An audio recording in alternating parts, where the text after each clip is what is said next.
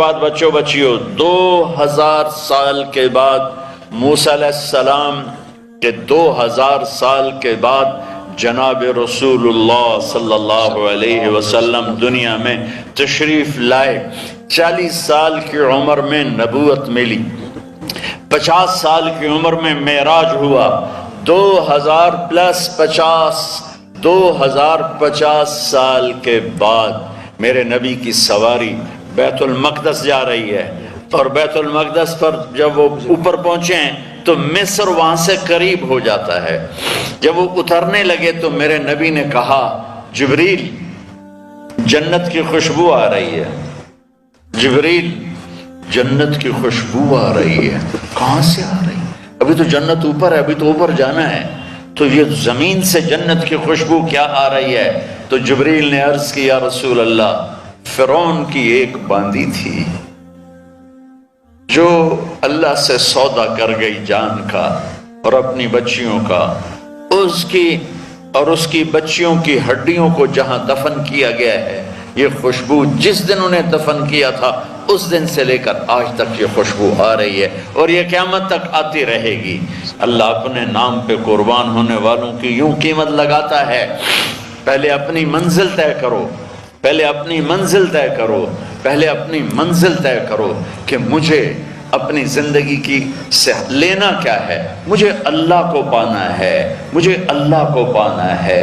میں نے اللہ کی قسم، اگر اللہ راضی ہے تو پھر موت سے بڑھ کر کوئی تحفہ نہیں، اس سے بڑھ کر کوئی خوبصورت پیغام نہیں، اور اگر اللہ ناراض ہے تو موت سے خوفناک کوئی پیغام نہیں۔ فرعون دنیا کا واحد انسان ہے جس نے کہا انا ربکم الاعلی، میں سب سے بڑا رب ہوں، اور اپنے آپ کے رب ہونے کا دعویٰ انسانوں میں صرف فرعون کا ہے۔ اس کی باندی مسلمان ہو گئی، موسیٰ علیہ السلام کا کلمہ پڑھ لیا، ایمان چھپتا نہیں، وہ پتہ چل گیا، فرعون نے اس کو پکڑوایا۔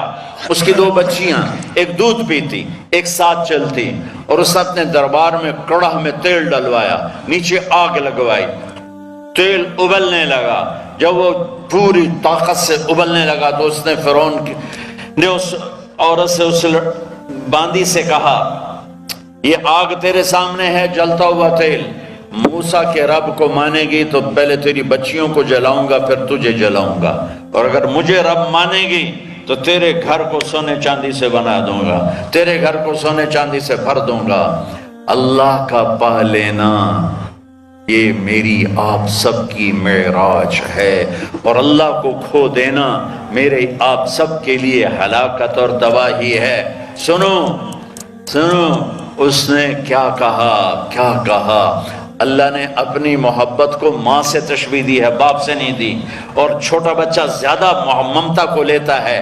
وہ کہنے لگی فرعون یہ تو میری 2 ہیں، میری 100 ہوتی تو اللہ کے نام پہ آج میں قربان کر دیتی۔ فَقْضِ مَا أَنْتَ قَاضٍ، کر جو تجھے کرنا ہے۔ تو پاگل ہو گیا، غصے میں کہنے لگا اس کی بڑی بیٹی کو ڈال دو۔ تو انہوں نے اس کو یوں ٹانگوں سے پکڑا، اور وہ چیختی چلاتی ہوئی تھی۔ ماں کا ایک بول اس کی جان بچا سکتا تھا، اور پھر گھر جا کے توبہ کر لیتی، وہ کہتی اللہ مجھے معاف کر دے، میں نے کلمہ کفر کہا۔ اس کو ٹانگوں سے پکڑا ہوا ہے، اس کے ہاتھ نیچے جھول رہے ہیں، اور وہ اماں بھی کہہ رہی کہ مجھے بچا لو۔ ماں نے اپنی آنکھوں سے بچی کو تیل میں یوں ڈوبتے دیکھا، اور پھر وہ ابھری جیسے مچھلی تلنے کے لیے، جیسے مچھلی تلی جاتی تو باہر آ جاتی، اوپر آ جاتی، تو وہ ایسے بلبلے اٹھ رہے تھے، وہ ایک ہی لمحے میں اس کی تو جان گئی۔ ایک آنسو کا قطرہ اس نے نہیں نکلنے دیا اپنی آنکھوں سے، اور اپنے دل کو جب مضبوط کیا تو میرے رب کی غیرت، میرے رب کی رحمت محبت حرکت میں آئی۔ اللہ نے ماں کی آنکھوں سے پردہ ہٹا دیا، اور ماں نے اپنی بیٹی کی روح کو نکلتے دیکھا، اور وہ کہہ رہی ہے اصبری یا فإن لک من الأجر کذا وکذا، ماں جی ڈرنا نہیں، صبر کرو، جنت تیار ہے، جنت تیار ہے۔ اور شروع معصوم بچی کو تو پتہ بھی نہیں تھا کہ کیا ہونے والا ہے، اس کو پکڑ کے یوں ڈالا، اس کی تو آہ بھی نہ نکلی، اور وہ مچھلی کی طرح تلی گئی۔ اب پھر ماں کا کلیجہ پھٹا، اللہ نے پھر آنکھوں سے پردہ ہٹایا اور انہیں اپنی بچی کی روح کو نکلتے دیکھا، اور وہ کہہ رہی ہے اصبری یا فإن لک من الأجر کذا وکذا، ماں جی تھوڑی دیر کا صبر، جنت تیار ہے، جنت تیار ہے، جنت تیار ہے۔ اللہ کو پایا سب کچھ پایا، اللہ کو کھو دیا سب کچھ کھو دیا۔ جب اس کو پکڑ کے لے جانے لگے، اس نے فرعون کو دیکھا، فرعون اس کی آنکھوں میں آنکھیں نہیں ڈال سکا، نظریں نیچے ہو گئی اس کی۔ کہنے لگی میری ایک بات مانو گے، میری ایک خواہش پوری کرو گے؟ فرعون نے پوچھا کیا؟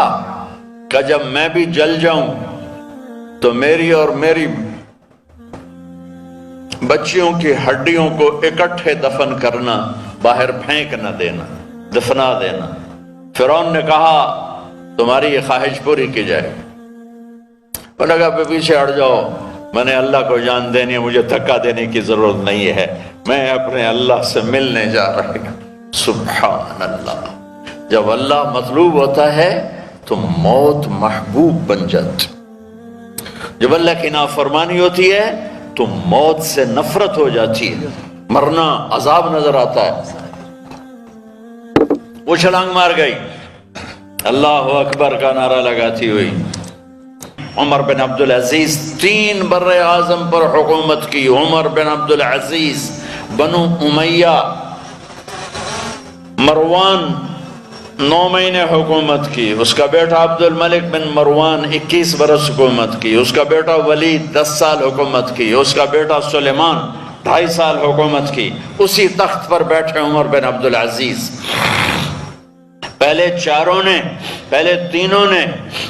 نے اللہ کے شریعت کو قربان کیا حکومت کے لیے، عمر بن عبدالعزیز نے اپنے آپ کو قربان کیا اللہ کے لیے، حکومت کو پاؤں کے تلے رکھا اور اللہ کی رضا کو سامنے رکھا۔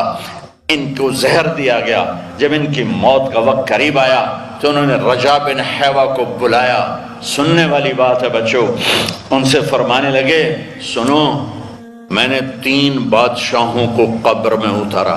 اب بچیاں تو قبرستان جاتی نہیں، ہم تو اپنے ہاتھوں سے قبر میں اتارتے ہیں اور اوپر مٹی ڈالتے ہیں اور اوپر اینٹیں ڈالتے ہیں اور پھر منو مٹی میں دبا کے واپس آتے ہیں۔ یہ منظر آپ بچیوں کے تو دیکھنے کا بھی نہیں ہے۔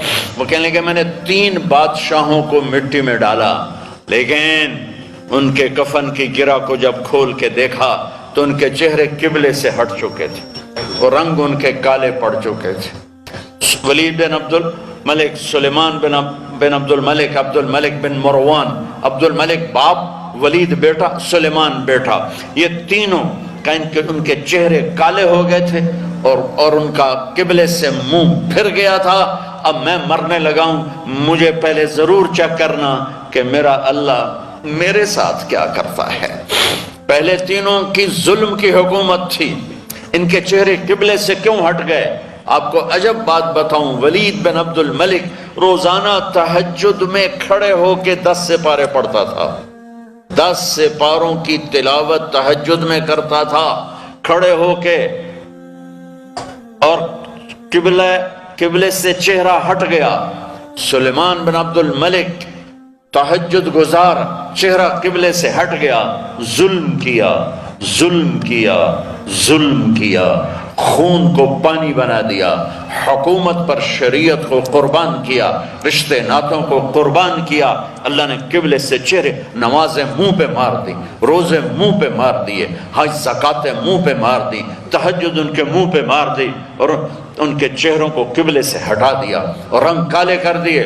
عمر بن عبدالعزیز نے اسی سلطنت کو عدل سے بھر دیا، کیسی سلطنت کی؟ جب گورنر تھے تو 60 اونٹوں پہ سامان چلتا تھا، جب امیر المومنین بنے تو بچے کہنے لگے ماں سے، بچیاں 12 تھے، ماں سے کہنے لگے کہ عید کا موقع آ رہا ہے، ابا سے کہو